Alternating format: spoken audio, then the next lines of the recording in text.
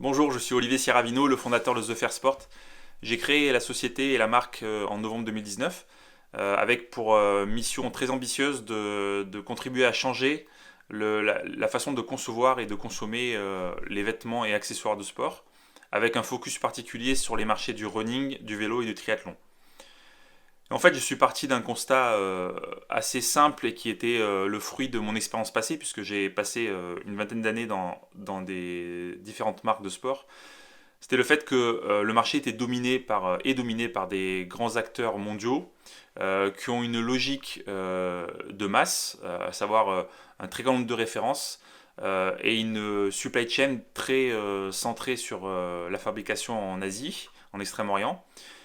Et donc, dans une logique de fabriquer des produits et de développer une marque beaucoup plus éco-responsable, il me semblait quasiment inévitable de repartir d'une page blanche et de créer une marque qui puisse, dès le départ, dans son ADN, rassembler ces valeurs-là.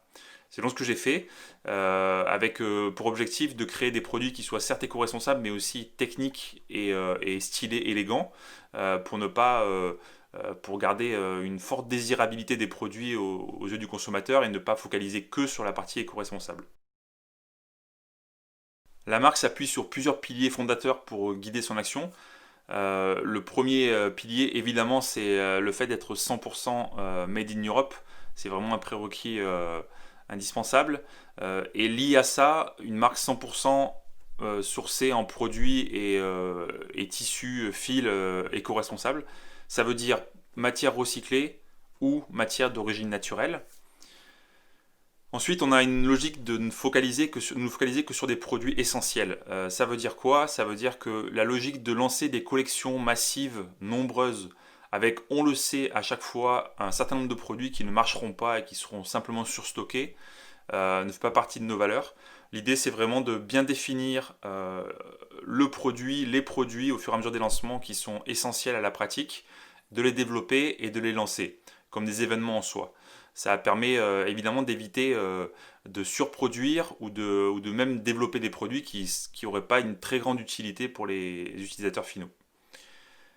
Ensuite, un autre point, c'est d'avoir choisi un business model de distribution en direct to consumer, donc sans passer par un réseau intermédiaire, et simplement pour établir une relation très intime avec notre communauté, certes dans la façon de lui vendre les produits, mais aussi en amont avec un processus de co-création avec la communauté des produits. Ça veut dire quoi concrètement? Ça veut dire qu'à chaque fois qu'on va lancer et qu'on a lancé un projet, on a impliqué la communauté et on l'a sondé sur différentes questions, différents aspects du type donnez votre avis sur le style des produits, sur les matières, sur les couleurs des produits. Ça permet de faire évoluer le projet de la manière la plus étroite et fidèle aux besoins des consommateurs, tout en poussant notre patte de marque qui doit rester une ligne conductrice, mais ça permet vraiment de faire converger les intérêts et les attentes. Pour ce qui est des challenges que nous avons rencontrés, je dirais qu'ils ont été de deux ordres.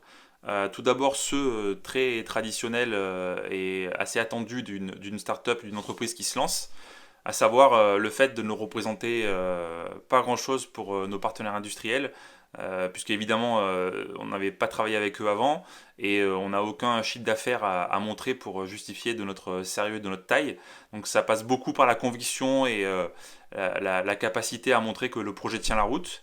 Et donc ça, concrètement, les challenges, c'est le fait de subir des conditions de paiement assez difficiles, assez rigoureuses pour nous, et des minimums de quantité, même si en Europe, on est sur des minimums qui restent plus acceptables qu'en Asie, ça reste des volumes parfois assez élevés pour une marque qui se lance.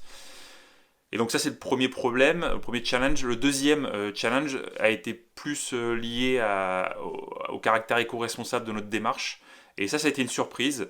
dans la mesure où, en rencontrant plusieurs usines et plusieurs ateliers de confection en amont du projet, on a eu la désagréable surprise de constater que le degré de maturité de ces usines sur les problématiques d'éco-responsabilité et surtout de matière éco-responsable était faible et surtout très hétérogène, alors qu'on s'attendait à trouver voilà, voire une vraie mutation dans l'industrie, une prise de conscience générale que c'était vraiment le présent et l'avenir.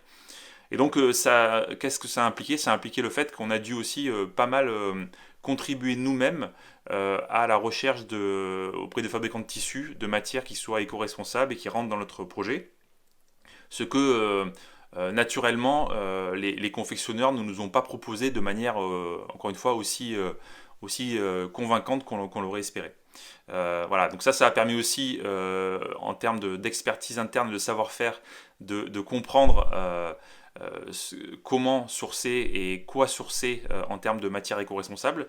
Donc ça a vraiment des bénéfices, mais ça a été quand même un vrai challenge dans la mesure où ça nous a pris du temps et où on aurait peut-être été plus rapide en ayant des solutions toutes faites de la part de nos partenaires industriels confectionneurs.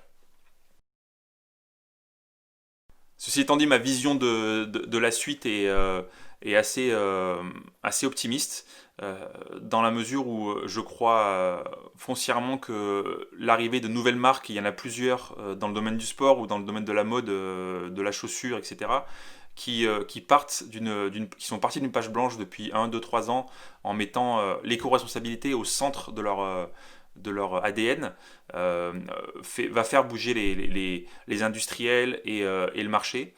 Les consommateurs sont très preneurs de ces discours et de ces positionnements, même si il y a encore un énorme travail éducatif à faire pour montrer ce que ça veut dire être plus éco-responsable, montrer ce que concrètement ça signifie aussi en termes de pricing, de qualité, etc.